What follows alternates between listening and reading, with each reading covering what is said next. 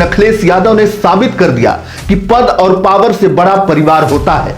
बंद कमरों की उस खामोशी में जहां सिर्फ सिसकियां थी, अखिलेश यादव की मौजूदगी एक संबल थी, एक ढांढस था। परिवार के सबसे बड़े बेटे होने का फर्ज निभाते हुए अखिलेश यादव ने एक पल की भी देरी नहीं की। अगर प्रतीक यादव अपने कारोबार और पारिवारिक तनाव से जूझ रहे थे तो क्या उनकी व्यथा सुनने वाला कोई नहीं था? सियासत की गलियों से लेकर सोशल मीडिया के गलियारों तक सिर्फ एक ही सवाल गूंज रहा है, प्रतीक यादव की मौत आखिरकार सामान्य थी या इसके पीछे है कोई गहरा राज? आखिरकार क्यों अखिलेश यादव और अपर्णा यादव की इस मुलाकात ने पूरे प्रदेश में हलचल मचा दी है? क्या यह सिर्फ शोक था या फिर सवालों के घेरे में है प्रतीक यादव की मौत? प्रतीक यादव एक ऐसा नाम जो अचानक सुर्खियों में आ गया, लेकिन उनके मौत के पीछे के कारणों पर रहस्य की चादर क्यों लिपटी हुई है? जनता पूछ रही है कि क्या कुछ ऐसा है जिसे दुनिया से छुपाया जा रहा है? जब अखिलेश यादव अपर्णा यादव से मिलने पहुंचे तो कयासों का बाजार गर्म हो गया। क्या इस मुलाकात के पीछे सिर्फ पारिवारिक संवेदनाएं थी या फिर उन सवालों के जवाब तलाशे जा रहे थे जो अब घेरा बन चुके हैं? राजनीति में कुछ भी यूं ही नहीं होता, हर खामोशी के पीछे एक कहानी दफन होती है। प्रतीक यादव की मौत का सच क्या कभी सामने आएगा या फिर ये फाइलों में दबा एक और अनसुलझा रहस्य बन जाएगा? प्रतीक यादव की मौत के पीछे क्या सिर्फ सेहत वजह थी या फिर सिर पर चढ़ा करोड़ों का कर्ज? सूत्रों की माने तो प्रतीक अपने रियल एस्टेट और जिम बिजनेस के गिरते ग्राफ को लेकर बेहद तनाव में थे। क्या इस घाटे ने उन्हें उस मोड़ पर खड़ा कर दिया था जहां से वापसी का कोई रास्ता ही नहीं था?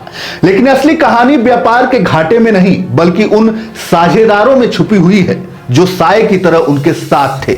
सूत्रों की माने तो एक ऐसा नाम सामने आ रहा है जिसने इस केस को और भी पेचीदा बना दिया है। चर्चा है अपर्णा यादव के भाई और प्रतीक के बीच हुए एक बड़े लेन देन की। क्या प्रतीक यादव और उनके साले के बीच कोई बड़ा कारोबारी विवाद चल रहा था? सूत्रों का दावा है कि एक प्रोजेक्ट के पैसों के बंटवारों को लेकर दोनों के बीच पिछले कई महीनों से तनातानी थी। इसी तनातानी ने प्रतीक को मानसिक रूप से तोड़ दिया था या फिर यह मामला उससे भी कहीं ज्यादा गंभीर है? पोस्टमार्टम रिपोर्ट में मिली वो रहस्यमयी निशान, क्या ये चोट के निशान किसी के साथ हुई हाथापाई का नतीजा है? क्या व्यापारिक रंजिश अब जानलेवा साबित हो रही थी?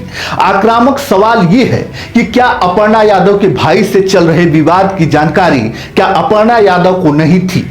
अब जांच के बाद जो तथ्य उभर रहे हैं वो इशारा कर रहे हैं कि यह मामला उतना सीधा नहीं है जितना दिखाया जा रहा है। नुकसान की वजह सिर्फ बाजार की मंदी थी या फिर प्रतीक को जानबूझकर आर्थिक चक्रव्यूह में फंसाया गया था? साले के साथ हुआ वो गुप्त समझौता क्या था जिसकी वजह से प्रतीक परेशान थे? सवालों के सबसे गहरे घेरे में अब कोई और नहीं बल्कि अपर्णा यादव खुद है। आखिर एक पत्नी की ममता और फिक्र उस वक्त कहां थी जब उनके पति प्रतीक यादव अपनी जिंदगी की आखिरी जंग लड़ रहे थे? क्या राजनीति और रसूख रिश्तों से बड़े हो गए हैं? असम में मुख्यमंत्री के शपथ ग्रहण समारोह में जाना इतना जरूरी था कि जब घर में पति के शरीर पर रहस्यमयी निशान उभर रहे थे, जब प्रतीक यादव कारोबारी घाटे और मानसिक तनाव से घुट रहे थे, तब अपर्णा यादव का असम जाना क्या महज एक राजनीतिक प्रोटोकॉल था या फिर हकीकत से मुंह मोड़ने का एक तरीका? सवाल तो यह भी है कि क्या अपर्णा को अपने ही भाई और प्रतीक के बीच चल रहे उस विवाद की भनक नहीं थी? अगर थी तो उन्होंने बीच बचाव क्यों नहीं किया? आखिर क्यों उन्होंने अपने भाई के साथ प्रतीक के बिगड़ते रिश्तों पर चुप्पी साधी रखी?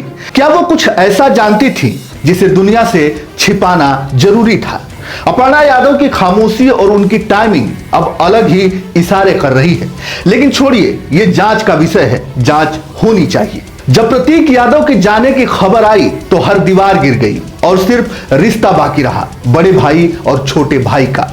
हैरानी की बात देखिए, जब प्रतीक यादव की मौत हुई थी तब खुद उनकी पत्नी अपर्णा यादव भी वहां मौजूद नहीं थी, लेकिन परिवार के सबसे बड़े बेटे होने का फर्ज निभाते हुए अखिलेश यादव ने एक पल की भी देरी नहीं की।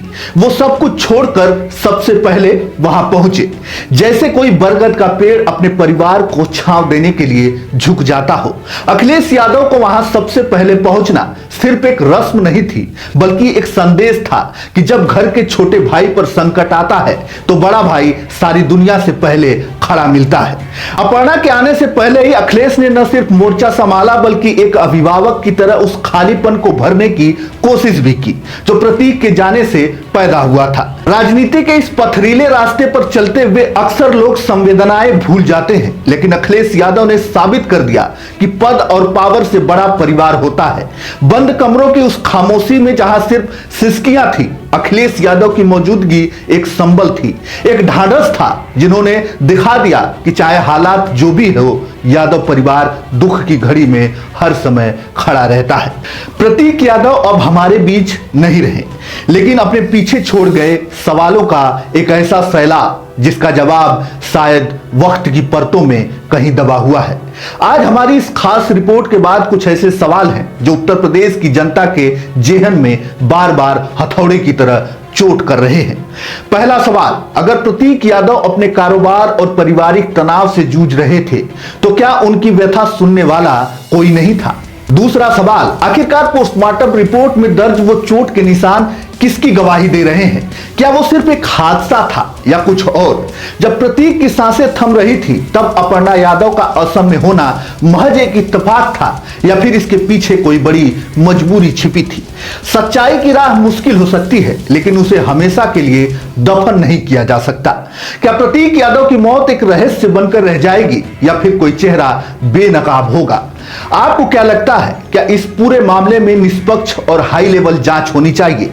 आपकी राय हमें कमेंट बॉक्स में जरूर बताइएगा। खबरों के पीछे की खबर और सच के हर पहलू को उजागर करने के लिए बने रहे हमारे साथ। तब तक के लिए धन्यवाद। जय हिंद, जय भारत।